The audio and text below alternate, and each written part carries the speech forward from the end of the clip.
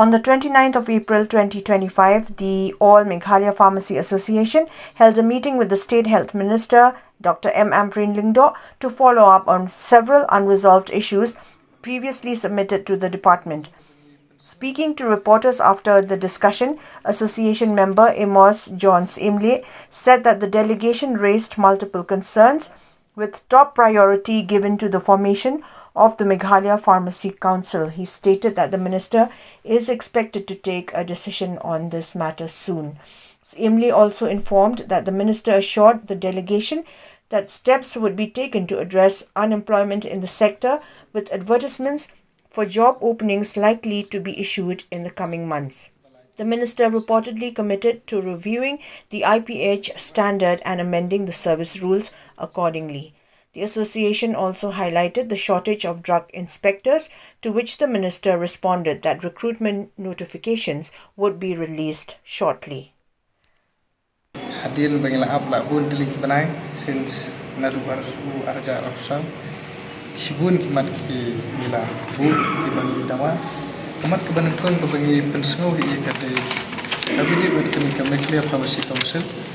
hi kini dalam respon in session no kabar habidi bad ke jingkar dukam 2 jam te kat hadu bantai ki plus ki bah dan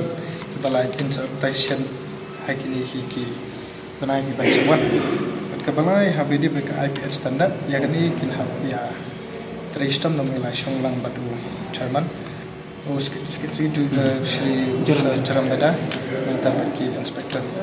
Jadi begini ke IPH nilai keren ni dalam bah insa penbaik hak asal besul kejongki di isim kaya gini bentar ipedang.